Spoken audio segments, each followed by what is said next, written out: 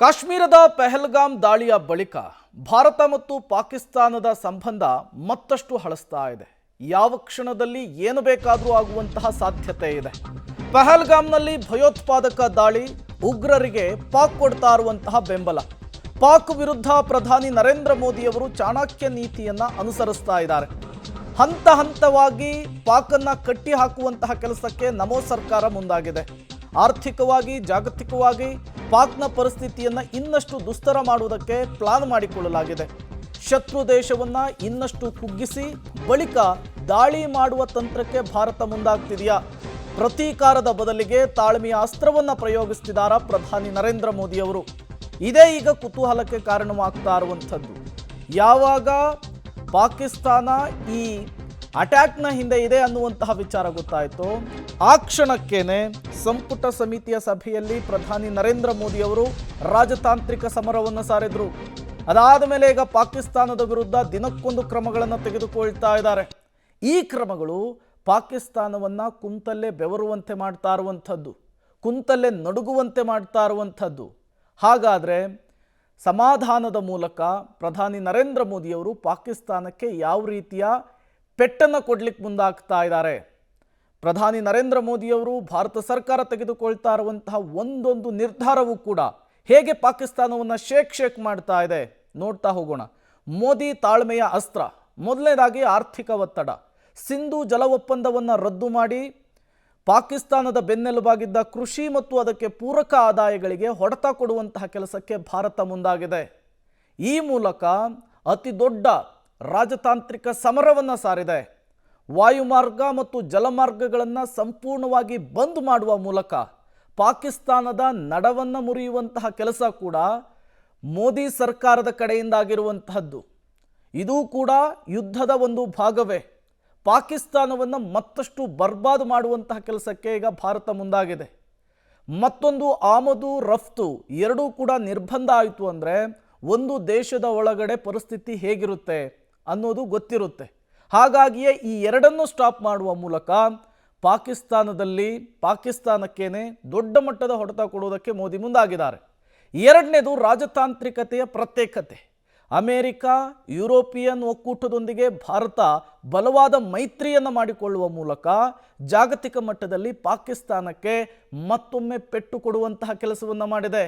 America, European ಕಂಟ್ರಿಗಳ ಬಳಿ ಪಾಕಿಸ್ತಾನ ಹೋದರೂ ಕೂಡ ಯಾವುದೇ ರೀತಿಯ ಯೂಸ್ ಇಲ್ಲದೆ ಇರುವಂತಹ ಪರಿಸ್ಥಿತಿಯಾಗಿದೆ. ಇದು ಪಾಕಿಸ್ತಾನವನ್ನು ರಾಜತಾಂತ್ರಿಕವಾಗಿ ಬೇರ್ಪಡಿಸುವಂತಹ ಕೆಲಸ ಆಗಿರುವಂಥದ್ದು. ಜಾಗತಿಕ ಮಟ್ಟದಲ್ಲಿ ಪಾಕಿಸ್ತಾನ ಒಬ್ಬಂಟಿಯಾಗಿರಬೇಕು ಅನ್ನುವಂತಹ ನಿಟ್ಟಿನಲ್ಲಿ ಈ ರಾಜತಾಂತ್ರಿಕತೆಯ ಸಮರವನ್ನು ಮೋದಿ ಸರ್ಕಾರ ಸಾರಿರುವಂಥದ್ದು. ಇದು ಕೂಡ ಪಾಕಿಸ್ತಾನಕ್ಕೆ ಪೆಟ್ಟು ಕೊಟ್ಟಿದೆ. ಇನ್ನು UN, FATFನಂತಹ ಅಂತಾರಾಷ್ಟ್ರೀಯ ವೇದಿಕೆಗಳಲ್ಲಿ ಪಾಕ್ನ ಪ್ರಭಾವವನ್ನು ತಗ್ಗಿಸುವಂತಹದ್ದು, ಜೊತೆಗೆ ವಿಶ್ವಸಂಸ್ಥೆಯಿಂದ, ವಿಶ್ವ ಹಣಕಾಸು ಸಂಸ್ಥೆಯಿಂದ ಪಾಕಿಸ್ತಾನಕ್ಕೆ ಏನು ನೆರವು ಹೋಗ್ತಾ ಇದೆಯೋ ಅದಕ್ಕೂ ಕೊಕ್ಕೆ ಹಾಕುವಂತಹ ಕೆಲಸಕ್ಕೆ ಮೋದಿ ಮುಂದಾಗಿದ್ದಾರೆ. ಈ ಮೂಲಕ ಯುದ್ಧಕ್ಕೂ ಮೊದಲೇನೆ ಪಾಕಿಸ್ತಾನವನ್ನು ಮತ್ತಷ್ಟು ಬಿಕಾರಿ ಮಾಡುವಂತಹ ಕೆಲಸ ಆಗ್ತಾ ಇರುವಂಥದ್ದು. ಭಯೋತ್ಪಾದಕ ಧನ ಸಹಾಯಕ್ಕಾಗಿ ಪಾಕ್ ಟೀಕೆಗೆ ಗುರಿಯಾಗುವಂತೆ ಮಾಡುವುದು, ಪಾಕ್ನ ನಿಜ ಮುಖವನ್ನು ಜಾಗತಿಕ ಮಟ್ಟದಲ್ಲಿ ಕಳಚುವಂತಹ ಕೆಲಸವನ್ನು ಭಾರತ ಮಾಡಿದೆ. 100ಕ್ಕೂ ಹೆಚ್ಚು ದೇಶಗಳನ್ನು ಭೇಟಿ ಮಾಡಿ ಪಾಕಿಸ್ತಾನದ ಈ ನವರಂಗಿ ಆಟವನ್ನು ವಿವರಿಸುವಂತಹ ಕೆಲಸವನ್ನು ಮಾಡಿದೆ. ಮೋದಿ ತಾಳ್ಮೆ ಅಸ್ತ್ರ ನಂಬರ್ 3, ಕಾರ್ಯತಂತ್ರದ ತಾಳ್ಮೆ. ಪಾಕಿಸ್ತಾನದ ವಿರುದ್ಧ ನೇರ ಘರ್ಷಣೆಗೆ ಇಳಿಯದಿರೋದು. ಈ ಮೂಲಕ ಪಾಕಿಸ್ತಾನಕ್ಕೆ ಒಳೆಯಟ್ಟು ಕೊಡುವಂತಹ ಕೆಲಸಕ್ಕೆ ಭಾರತ ಸರ್ಕಾರ ಮುಂದಾಗಿದೆ. ಹಾಗಾಗಿಯೇ ದಿನಕ್ಕೊಂದು ಕ್ರಮಗಳನ್ನು ತೆಗೆದುಕೊಳ್ತಾ ಇರುವಂಥದ್ದು. ಪಾಕಿಸ್ತಾನಕ್ಕೆ ಆಂತರಿಕ ಅಸ್ಥಿರತೆಯ ಹೊಡೆತ ಕೊಡೋದು. ಮೊದಲೇನೆ ಹಲವು ಕಡೆಗಳಲ್ಲಿ ಪಾಕಿಸ್ತಾನದ ಸರ್ಕಾರದ ವಿರುದ್ಧ, ಸೇನೆಯ ವಿರುದ್ಧ ದೊಡ್ಡ ಮಟ್ಟದ ಆಕ್ರೋಶ ಇದೆ. ಅದನ್ನು ಬಳಸಿಕೊಂಡು ಪಾಕಿಸ್ತಾನದ ವಿರುದ್ಧವೇ ಅವರನ್ನು ಚೂ ಬಿಡುವಂತಹ ಕೆಲಸ ಕೂಡ ಆಗ್ತಾ ಇದೆ. ಅದರ ಜೊತೆಗೇನೆ ಬಲೂಚಿಸ್ತಾನದಂತಹ ಪ್ರತ್ಯೇಕ ಹೋರಾಟಗಾರರ ಲಾಭವನ್ನು ಪಡೆಯುವ ಮೂಲಕ ಪಾಕಿಸ್ತಾನವನ್ನು ಪಾಕಿಸ್ತಾನದಲ್ಲಿಯೇ ಮಣಿಸುವಂತಹ ಕೆಲಸ ಕೂಡ ಭಾರತದ ಸರ್ಕಾರದ ಕಡೆಯಿಂದ ಆಗ್ತಾ ಇರುವಂಥದ್ದು. ಇವೆಲ್ಲವೂ ಕೂಡ ಪ್ರಧಾನಿ ನರೇಂದ್ರ ಮೋದಿಯವರು ತೆಗೆದುಕೊಂಡಂತಹ ನಿರ್ಧಾರಗಳು, ನೀತಿಗಳಿಂದ ಪಾಕಿಸ್ತಾನಕ್ಕೆ ಬೀಳ್ತಾ ಇರುವಂತಹ ಏಟು. ಇನ್ನು ಮೋದಿ ತಾಳ್ಮೆ ಅಸ್ತ್ರ ನಂಬರ್ 4, ಶೂನ್ಯ ನಷ್ಟ ಗರಿಷ್ಠ ಲಾಭ. ಈ ಲೆಕ್ಕಾಚಾರವನ್ನು ಕೂಡ ಇಟ್ಕೊಂಡಿದ್ದಾರೆ. ಈ ಹಿಂದೆ ಸರ್ಜಿಕಲ್ ಸ್ಟ್ರೈಕ್ ಆಗಿತ್ತು, ಏರ್ ಸ್ಟ್ರೈಕ್ ಆಗಿತ್ತು. ಅದೇ ರೀತಿ ಉಗ್ರರ ಕ್ಯಾಂಪ್ಗಳನ್ನು ಟಾರ್ಗೆಟ್ ಮಾಡಿಕೊಂಡು ನಿಖರ ದಾಳಿ ಮಾಡುವಂತಹ ಸಾಧ್ಯತೆ ಇದೆ. ಹಾಗಾಗಿಯೇ ಉಗ್ರರನ್ನು ಅಡಗುತಾಣಗಳ ಒಳಗೆ ಸೇರಿಸುವಂತಹ ಕೆಲಸ ಆಗ್ತಾ ಇದೆ ಪಾಕಿಸ್ತಾನದ ಕಡೆಯಿಂದ. ಇದು ಅಂತಾರಾಷ್ಟ್ರೀಯ ವಿರೋಧವನ್ನು ಕೂಡ ಕಡಿಮೆ ಮಾಡಲಿದೆ. ಈ ಲೆಕ್ಕಾಚಾರವನ್ನು ಕೂಡ ಭಾರತ ಸರ್ಕಾರ ಗಮನದಲ್ಲಿಟ್ಕೊಂಡಿದೆ. ಪಾಕ್ ಪೂರ್ಣ ಪ್ರಮಾಣದಲ್ಲಿ ಕುಸಿದು ಬೀಳುವ ಮೂಲಕ ಪಾಕಿಸ್ತಾನದ ಒಳಗೇನೆ ಸರ್ಕಾರದ ವಿರುದ್ಧ, ಸೇನೆಯ ವಿರುದ್ಧ ಆಕ್ರೋಶ ಹೆಚ್ಚಾಗುವ ರೀತಿಯಲ್ಲಿ ಮಾಡುವ ಮೂಲಕ ಪಾಕಿಸ್ತಾನಕ್ಕೆ ದೊಡ್ಡ ಮಟ್ಟದ ಪೆಟ್ಟನ್ನು ಕೊಡಲಿಕ್ಕೆ ಭಾರತ ಸರ್ಕಾರ ಮುಂದಾಗಿದೆ. ಮೋದಿಯವರು ಈ ನಿಟ್ಟಿನಲ್ಲಿ ಚಾಣಕ್ಯ ನೀತಿಯನ್ನು ಕೂಡ ಅನುಸರಿಸ್ತಾ ಇದ್ದಾರೆ. ಅದರ ಲಾಭ ಕೂಡ ಈಗಾಗಲೇ ಭಾರತಕ್ಕೆ ಗೊತ್ತಾಗ್ತಾ ಇದೆ. ಹಾಗಾಗಿಯೇ ದಿನಕ್ಕೊಂದು ಕ್ರಮಗಳನ್ನು, ರಾಜತಾಂತ್ರಿಕತೆಯ ಸಮರವನ್ನು ಮತ್ತಷ್ಟು ಭಾರತ ಚುರುಕುಗೊಳಿಸ್ತಾ ಇದೆ. ಇದು ಪಾಕಿಸ್ತಾನದ ಮೇಲೆ ದೊಡ್ಡ ಮಟ್ಟದ ಪರಿಣಾಮ ಕೂಡ ಬೀರ್ತಾ ಇದೆ. ಮತ್ತಷ್ಟು ಡೀಟೇಲ್ಸನ್ನು ಕೊಡ್ತಾರೆ ನಮ್ಮ ಪ್ರತಿನಿಧಿ ಶಬೀರ್, ನೇರ ಸಂಪರ್ಕದಲ್ಲಿ ಜಾಯಿನ್ ಆಗಿದ್ದಾರೆ. ಶಬೀರ್, ಒಂದು ಕಡೆ ನೇರವಾಗಿ ಯುದ್ಧವನ್ನು ಸಾರಿ, ಸಮರವನ್ನು ಸಾರಿ ಅವರ ಮೇಲೆ ದ್ವೇಷವನ್ನು ತೀರಿಸ್ಕೊಳ್ಳೋದು ಅಥವಾ ಅವರಿಗೆ ತಕ್ಕ ಶಾಸ್ತಿ ಮಾಡೋದು ಒಂದು ವಿಧಾನ. ಮತ್ತೊಂದು ಕಡೆ ಈಗ ರಾಜತಾಂತ್ರಿಕತೆಯ ಮೂಲಕ ಸಮರವನ್ನು ಸಾರಿ ಪಾಕಿಸ್ತಾನದ ಒಳಗೇನೆ ಪಾಕಿಸ್ತಾನಕ್ಕೆ ಬಿಸಿ ಮುಟ್ಟಿಸುವಂತಹ ಕೆಲಸಕ್ಕೆ ಈಗ ಭಾರತ ಸರ್ಕಾರ ಮುಂದಾಗಿದೆ. ಇದರಿಂದ ಭಾರತಕ್ಕಾಗುವಂತಹ ಲಾಭ ಮತ್ತು ಪಾಕಿಸ್ತಾನದಲ್ಲಿ ಇದರ ಇಂಪ್ಯಾಕ್ಟ್ ಏನಾಗಿದೆ ಅಂತ ಹೇಳಿ. ಪ್ರೇಮ್ ನೋಡಿ, ಶತ್ರುವನ್ನ ಯುದ್ಧದ ಮೂಲಕ ಅಥವಾ ಘರ್ಷಣೆಯ ಮೂಲಕ ಮಣಿಸಬಹುದು, ಆದರೆ ಇದು ಬಹಳ ಸುದೀರ್ಘ ಕಾಲಕ್ಕೆ ಇದರ ಇಂಪ್ಯಾಕ್ಟ್ ಇರಲ್ಲ. ಸೊ ಹೀಗಾಗಿ ಸುದೀರ್ಘ ಕಾಲದಲ್ಲೂ ಕೂಡ ಇಂಪ್ಯಾಕ್ಟ್ ಇರಬೇಕು. ಭವಿಷ್ಯದ ದಿನಗಳಲ್ಲೂ ಕೂಡ ಪಾಕಿಸ್ತಾನ ಭಾರತದ ತಂಟೆಗೆ ಬರಬಾರ್ದು ಅಂದ್ರೆ ಹಂತ ಹಂತವಾಗಿ ಪಾಕಿಸ್ತಾನವನ್ನ ಮುಗಿಸುವಂತ ಕೆಲಸಗಳಾಗಬೇಕು. ಸೊ ಆ ನಿಟ್ಟಿನಲ್ಲಿ ಈಗ ಪ್ರಧಾನಿ ನರೇಂದ್ರ ಮೋದಿ ಅವರು ಕೆಲವೊಂದಿಷ್ಟು ಕ್ರಮಗಳನ್ನ, ರಾಜತಾಂತ್ರಿಕ ನಡೆಗಳನ್ನ ತೆಗೆದುಕೊಳ್ಳುವಂತಹ ಕೆಲಸವನ್ನ ಮಾಡ್ತಿದ್ದಾರೆ.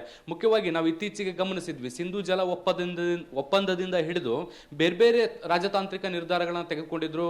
ಪಾಕಿಸ್ತಾನಕ್ಕೆ ಜಲ ಮತ್ತೆ ವಾಯು ಮಾರ್ಗಗಳನ್ನ ಬಂದ್ ಮಾಡುವಂಥದ್ದು, ಅಲ್ಲಿ ಬರಬೇಕಾದಂತ ಇಂಪೋರ್ಟ್ ಮತ್ತೆ ಎಕ್ಸ್ಪೋರ್ಟ್ ಗಳನ್ನ ಬಂದ್ ಮಾಡುವಂಥದ್ದು, ಹೀಗೆ ಹಲವಾರು ರೀತಿಯಾದಂತಹ ರಾಜತಾಂತ್ರಿಕ ಕ್ರಮಗಳನ್ನ ಈಗ ಸರ್ಕಾರ ತೆಗೆದುಕೊಳ್ತಾ ಇರುವಂಥದ್ದು. ಈ ಎಲ್ಲಾ ಕ್ರಮಗಳಿಂದ ಪಾಕಿಸ್ತಾನದ ಆರ್ಥಿಕತೆಯ ಮೇಲೆ ಬಹುದೊಡ್ಡ ಹೊಡೆತವನ್ನ ಬೀಳುತ್ತೆ. ನೋಡಿ, ಸಿಂಧು ಜಲ ಒಪ್ಪಂದ ಒಂದೇ ಸಾಕು, ಯಾಕೆಂದ್ರೆ ಪಾಕಿಸ್ತಾನದ 80% ಕೃಷಿ ಮತ್ತೆ ಕೃಷಿ ಆಧಾರಿತ ಚಟುವಟಿಕೆಗಳು ಸಿಂಧು ನೀರನ್ನ ಅವಲಂಬಿಸಿರುವಂಥದ್ದು. ಸೊ ಸಿಂಧು ನೀರನ್ನ ಕಟ್ ಮಾಡಿದಂಥ ಸಂದರ್ಭದಲ್ಲಿ ಕೃಷಿ ಮತ್ತೆ ಅದಕ್ಕೆ ಪೂರಕವಾಗಿ ನಡೆಯುವಂಥ ಎಲ್ಲಾ ಚಟುವಟಿಕೆಗಳು ಕೂಡ ಬಂದಾಗುತ್ತೆ. ಒಂದು ಕಡೆ ಆದಾಯದ ಕೊರತೆ ಆಗುತ್ತೆ, ಮತ್ತೊಂದು ಕಡೆ ಜನಸಾಮಾನ್ಯರಿಗೆ ಕೆಲಸ ಇಲ್ಲದಂತ ಆಗುತ್ತೆ. ಇದರಿಂದ ಆರ್ಥಿಕತೆ, ಹಣದುಬ್ಬರ ಇನ್ನಷ್ಟು ಹೆಚ್ಚಾಗುವಂತ ಸಾಧ್ಯತೆಗಳಿದಾವೆ. ಈಗಾಗಲೇ ಪಾಕಿಸ್ತಾನ ಸಾಕಷ್ಟು ಆರ್ಥಿಕ ಸಮಸ್ಯೆಗಳಿಂದ ಬಳಲ್ತಾ ಇರುವಂಥದ್ದು. ಸೊ ಇದಕ್ಕೆ ಆಡ್ ಆನ್ ಆಗಿ ಇನ್ನೊಂದಿಷ್ಟು ಶಾಕ್ಗಳನ್ನ ಕೊಟ್ರೆ ಜನಸಾಮಾನ್ಯರಿಂದ ಹಿಡಿದು ಸರ್ಕಾರದವರೆಗೂ ಎಲ್ಲರೂ ಕೂಡ ಆರ್ಥಿಕ ಸಂಕಷ್ಟವನ್ನು ಎದುರಿಸುವಂತ ಸನ್ನಿವೇಶಗಳು ನಿರ್ಮಾಣ ಆಗುತ್ತೆ. ಇನ್ನು ಎಕ್ಸ್ಪೋರ್ಟ್ ಇಂಪೋರ್ಟ್ ಗಳನ್ನ ಬಂದ್ ಮಾಡೋದ್ರಿಂದ ಅಲ್ಲಿ ಸಣ್ಣ ಪುಟ್ಟ ಟ್ರೇಡ್ ಏನ್ ಮಾಡ್ತಾ ಇದ್ರು, ಬೇರೆ ಬೇರೆ ಉತ್ಪನ್ನಗಳನ್ನ ಬೇರೆ ಬೇರೆ ದೇಶಗಳಿಗೆ ಕಳಿಸ್ಕೊಡುವಂತ ಕೆಲಸವನ್ನ ಏನ್ ಮಾಡ್ತಾ ಇದ್ರು, ಅದು ಕೂಡ ನಿರ್ಬಂಧ ಆಗುತ್ತೆ. ಅಲ್ಲೂ ಕೂಡ ಒಂದಿಷ್ಟು ಆರ್ಥಿಕ ಸಮಸ್ಯೆಗಳಾಗುವಂತ ಸಾಧ್ಯತೆಗಳನ್ನ ಕೂಡ ನಿರೀಕ್ಷೆ ಮಾಡಬಹುದು. ಇದು ಒಂದು ಭಾಗ. ಆದ್ರೆ ಮತ್ತೊಂದು ಭಾಗ, ಜಾಗತಿಕ ಮಟ್ಟದಲ್ಲೂ ಕೂಡ ಪಾಕಿಸ್ತಾನವನ್ನ ಕಟ್ಟಿ ಹಾಕುವಂತ ಕೆಲಸವನ್ನ ಭಾರತ ಮಾಡ್ತಾ ಇದೆ. ನೋಡಿ, ಅಮೆರಿಕ, ವಿಶ್ವಸಂಸ್ಥೆ ಮತ್ತೆ ಯುರೋಪಿಯನ್ ಕಂಟ್ರಿಗಳು, ರಷ್ಯಾ ಸೇರಿದಂತೆ ಬೇರೆ ಬೇರೆ ದೇಶಗಳ ಜೊತೆಗೆ ಈಗ ಭಾರತ ಮಾತುಕತೆಯನ್ನು ನಡೆಸ್ತಾ ಇರುವಂತದ್ದು. ಪಾಕಿಸ್ತಾನ ಹೇಗೆ ಭಯೋತ್ಪಾದಕ ಪೂರಕ ಕೆಲಸಗಳನ್ನ ಮಾಡ್ತಾ ಇದೆ, ಅವರಿಗೆ ಆರ್ಥಿಕ ಧನ ಸಹಾಯವನ್ನ ಹೇಗೆ ಮಾಡ್ತಾ ಇದೆ ಅನ್ನುವಂತ ನಿಟ್ಟಿನಲ್ಲಿ ಮನವರಿಕೆ ಮಾಡಿಕೊಡುವಂತ ಕೆಲಸಗಳು ಕೂಡ ಆಗ್ತಾ ಇದಾವೆ. ನೋಡಿ, ಪಾಕಿಸ್ತಾನಕ್ಕೆ ದೊಡ್ಡ ಆರ್ಥಿಕ ಬೆಂಬಲವನ್ನ ಕೊಡ್ತಾ ಇರುವಂತದ್ದು IMF. ಸೊ ಈ IMF ಪ್ರತಿ ವರ್ಷವೂ ಕೂಡ $7 ಬಿಲಿಯನ್ ಒಂದು ಆರ್ಥಿಕ ನೆರವನ್ನ ಕೊಡುವಂತ ಕೆಲಸವನ್ನ ಕೂಡ ಈಗ ಸದ್ಯಕ್ಕೆ ಮಾಡ್ತಾ ಇದೆ. ಈ ಒಂದು ಹಣಕ್ಕೂ ಕೂಡ ಕತ್ತರಿ ಹಾಕುವಂತ ಕೆಲಸವನ್ನ, ಪ್ರಯತ್ನಗಳನ್ನ ಭಾರತ ಮಾಡ್ತಾ ಇರುವಂತದ್ದು. ನೀವು ದೇಶವನ್ನ ಉದ್ಧಾರ ಮಾಡಿ ಅಂತ ಕೊಡ್ತಿರುವಂತಹ ಹಣವನ್ನ ಪಾಕಿಸ್ತಾನ ಹೇಗೆ ಭಯೋತ್ಪಾದನೆಗೆ ಬಳಕೆ ಮಾಡ್ಕೊಳ್ತಾ ಇದೆ ಅನ್ನುವಂಥದ್ದನ್ನು ಕೂಡ ಅವರಿಗೆ ಮನವರಿಕೆ ಮಾಡಿಕೊಡುವಂತ ಕೆಲಸಗಳಾಗ್ತಾ ಇರುವಂತದ್ದು. ಇಡೀ ಜಗತ್ತು ಒಂದು ಕಡೆ ಭಯೋತ್ಪಾದನೆಯ ವಿರುದ್ಧ ಹೋರಾಡಬೇಕಾದಂತ ಸಂದರ್ಭದಲ್ಲಿ ಪಾಕಿಸ್ತಾನದಂತಹ ಒಂದು ರಾಷ್ಟ್ರ ಹೇಗೆ ಭಯೋತ್ಪಾದನೆಯನ್ನು ಪೋಷಣೆ ಮಾಡ್ತಾ ಇದೆ ಅನ್ನುವಂಥದ್ದನ್ನ ಅಮೆರಿಕ ಸೇರಿದಂತೆ ಬೇರೆ ಬೇರೆ ದೇಶಗಳಿಗೂ ಕೂಡ ಮನವರಿಕೆ ಮಾಡಿಕೊಡುವಂತ ಕೆಲಸವನ್ನ ಕೂಡ ಮಾಡ್ತಾ ಇರುವಂತದ್ದು. ಸೊ ಈ ಎಲ್ಲಾ ಪ್ರಕ್ರಿಯೆಗಳಿಂದ ಏನ್ ಲಾಭ? ಒಂದು ಕಡೆ ಆರ್ಥಿಕವಾಗಿ ಪಾಕಿಸ್ತಾನ ದಿಗ್ಬಂಧನಕ್ಕೆ ಒಳಗಾಗುತ್ತೆ, ಅದಕ್ಕೆ ಬರ್ತಾ ಇದ್ದಂತ ಅನುದಾನಗಳು ಕಟ್ಟಾಗುತ್ತೆ, ಜಾಗತಿಕ ಮಟ್ಟದಲ್ಲಿ ಬೇರೆ ಯಾರು ಕೂಡ ನೆರವನ್ನ ಕೊಡದೇ ಇರುವಂತ ಸನ್ನಿವೇಶಗಳು ನಿರ್ಮಾಣ ಆಗುತ್ತೆ, ಚೀನಾ ಒಂದನ್ನ ಹೊರತುಪಡಿಸಿ.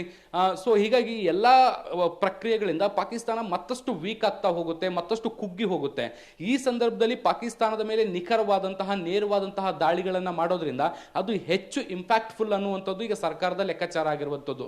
ಸೊ ಹೀಗಾಗಿಯೇ ಪಾಕಿಸ್ತಾನವನ್ನ ಹಂತ ಹಂತವಾಗಿ ಈಗ ಕುಗ್ಗಿಸುವಂತ ಪ್ರಕ್ರಿಯೆಗಳು ಚಾಲನೆಯಲ್ಲಿರುವಂಥದ್ದು. ಬಹಳಷ್ಟು ಜನ ಕೇಳ್ಬೋದು, 12-13 ದಿನಗಳಾಯ್ತು, ಪ್ರತೀಕಾರ ಎಲ್ಲಿ, ಯಾಕೆ ಮೋದಿ ಸರ್ಕಾರ ಸೈಲೆಂಟ್ ಆಗಿ ಕೂತಿದೆ ಅನ್ನುವಂಥ ನಿಟ್ಟಿನಲ್ಲಿ ಬಹಳಷ್ಟು ಜನ ಪ್ರಶ್ನೆಗಳನ್ನ ಕೇಳ್ಬೋದು. ಆದ್ರೆ ಈ ರಾಜತಾಂತ್ರಿಕ ರಾಜತಾಂತ್ರಿಕ ನಡೆಗಳನ್ನು ಒಮ್ಮೆ ಗಮನಿಸಿದರೆ ಪಾಕಿಸ್ತಾನದ ಪರಿಸ್ಥಿತಿಯನ್ನ ಇನ್ನಷ್ಟು ದುಸ್ತರ ಮಾಡುವಂತ ನಿಟ್ಟಿನಲ್ಲಿ ಸರ್ಕಾರ ಹೇಗೆ ಕ್ರಮ ಕೈಗೊಳ್ಳುತ್ತಾ ಇದೆ ಅನ್ನುವಂಥದ್ದನ್ನು ಕೂಡ ನಾವು ಗಮನಿಸ್ತಾ ಹೋಗ್ಬೋದು.